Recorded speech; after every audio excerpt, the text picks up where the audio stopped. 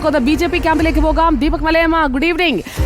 ഒരു സാ അതായത് കോൺഗ്രസ് ക്യാമ്പിൽ നിന്നൊരു സാ നേരെ CPM-ലേക്ക് പോകുന്നു. BJP-യിൽ നിന്നൊരു സാ എടുത്ത് പകരം വെച്ച് അവിടെ കണക്ക് തീർത്തിരിക്കുകയാണ്. BJP-ക്ക് ഇനിയിപ്പോൾ അത് തീർക്കാൻ ആരെയെങ്കിലും കൊണ്ടുവരുന്നതിനെ കുറിച്ച് ആലോചിക്കുന്നുണ്ടോ, അതോ ഉള്ളവരെല്ലാം ഒറ്റക്കെട്ടായി നിന്ന് ഗംഭീര പ്രചാരണം നയിച്ച് സന്ദീപ് വാര്യർ അപ്രസക്തനാണ്, പോയാലും വന്നാലും ഒന്നും ഒരു പ്രശ്നവുമില്ല എന്ന് തെളിയിക്കാനാണോ ഇപ്പോൾ സംസ്ഥാന അധ്യക്ഷൻ തന്നെ കളത്തിലിറങ്ങുന്നത്?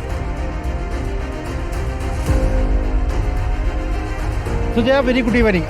സുജയ് പറഞ്ഞതുപോലെ തന്നെയാണ്, അപ്രസക്തമായ കാര്യം എന്നുള്ളതാണ് സന്ദീപ് വാര്യരെ സംബന്ധിച്ച BJP നോക്കിക്കാണുന്നത്, NDA ക്യാമ്പ് നോക്കിക്കാണുന്നത്. അതിനപ്പുറത്ത് ആകാശത്ത് പാറിപ്പറക്കുന്ന അപ്പൂപ്പൻ താടികളല്ല, മറിച്ച് മണ്ണിൽ ചവിട്ടി നിൽക്കുന്ന സംഘപരിവാർ പ്രവർത്തകരാണ് തങ്ങൾക്കൊപ്പമുള്ളത് എന്ന ആത്മവിശ്വാസത്തോടുകൂടി BJP സംസ്ഥാന അധ്യക്ഷൻ തന്നെ വന്ന് പറയുകയാണ്. അദ്ദേഹം ഇന്ന് ഈ ഒരു സംഭവത്തിന് ശേഷം സന്ദീപ് വാര്യർ വലിയ രീതിയിൽ വീരബലിദാനികളുമൊക്കെയായി ബന്ധപ്പെട്ടുകൊണ്ട് വലിയ ആരോപണങ്ങൾ ഉന്നയിച്ചതിന് പിന്നാലെ തന്നെ മേലാമുറി മാർക്കറ്റിലൊക്കെ എത്തുന്ന ഘട്ടത്തിൽ അവിടെ ബലിദാനികൾക്ക് മുദ്രാവാക്യം മുഴക്കി പ്രവർത്തകർ, RSS പ്രവർത്തകരൊക്കെ തന്നെ പ്രത്യക്ഷമായി രംഗത്തേക്ക് ഇറങ്ങുന്ന കാഴ്ചകളൊക്കെ തന്നെ നമ്മൾ കാണുകയും ചെയ്തു. അക്ഷരാർത്ഥത്തിൽ സന്ദീപ് പോകുമെന്നുള്ളത് നേരത്തെ തന്നെ ഉറപ്പായ കാര്യമാണ്. പല വിധത്തിൽ സ്ഥാനാർത്ഥിയെ ലക്ഷ്യം വെച്ചുകൊണ്ട് സന്ദീപ് നടത്തിയ നീക്കങ്ങൾ, ആ നീക്കത്തിനൊടുവിൽ സന്ദീപ് തന്നെ ഏറ്റവും ഒടുവിൽ ഒരു തീരുമാനമെടുക്കട്ടെ എന്നുള്ള നിലയിലേക്ക് പാർട്ടി മാറുകയായിരുന്നു. അതുകൊണ്ട് തന്നെ ഇപ്പോൾ സന്ദീപ് ഉചിതമായ തീരുമാനമെടുത്ത് പാർട്ടിയിൽ നിന്ന് പുറത്തേക്ക് പോയിരിക്കുന്നു. എന്നാൽ അത് ഒരു തരത്തിലും ആ പാർട്ടിയുടെ സംഘടനാ കെട്ടുറപ്പിനെയോ അല്ലെങ്കിൽ ഏതെങ്കിലും തരത്തിൽ ഈ ഒരു തെരഞ്ഞെടുപ്പിലെയോ ബാധിക്കില്ല എന്നുള്ളത് തന്നെയാണ് NDA ക്യാമ്പിന്റെ വിലയിരുത്തൽ. അതുകൊണ്ട് തന്നെ അപ്രസക്തമായ കാര്യം എന്നുള്ള നിലയ്ക്ക് തള്ളിക്കളയാൻ തന്നെ തീരുമാനിച്ചിരിക്കുന്നു എന്നുള്ളതാണ്.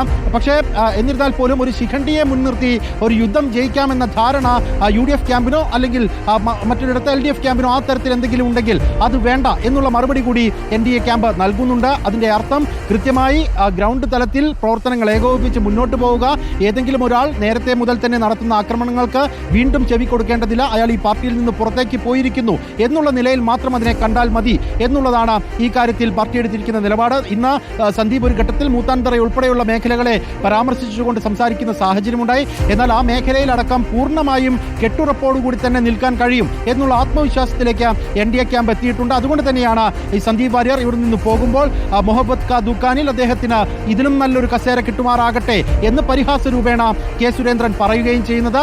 അതുകൊണ്ട് നേരത്തെ എന്താണോ നിശ്ചയിച്ചിരുന്നത് അതിപ്പോൾ സ്വമേധയാ സന്ദീപ് വാര്യർ തന്നെ ഒരു അദ്ദേഹത്തിന്റെ തീരുമാനമായി സ്വീകരിച്ചു എന്നുള്ള നിലയ്ക്ക് മാത്രം NDA ക്യാമ്പ് കാണുന്നു. അതുകൊണ്ട് ഒരു തരത്തിലും ആശങ്കപ്പെടേണ്ടതില്ല എന്നുള്ളത് തന്നെയാണ് NDA വിലയിരുത്തുകയും ചെയ്യുന്നത്. സുജിയ. ഓക്കെ, ദീപക് മലയമ്മ, ഇപ്പോൾ ഇതിനൊക്കെയുള്ള മറുപടി പ്രസംഗത്തിൽ കോൺഗ്രസ് ക്യാമ്പിലേക്ക് എത്തിയ ശേഷമുള്ള ആദ്യ പ്രസംഗത്തിൽ സന്ദീപ് വാര്യർ നൽകുമോ? നീതി കിട്ടാതെ അലഞ്ഞ ഒരു മനുഷ്യൻ മറുചേരിയിലേക്ക്, സ്നേഹത്തിന്റെ കടയിലേക്ക് കയറിയിരിക്കുകയാണ്. അവിടെ നിന്നുള്ള പ്രതികരണം എന്തായിരിക്കും സന്ദീപിന്റെ ആദ്യ പ്രസംഗത്തിൽ എന്നതും നമുക്ക് കാത്തിരിക്കാം.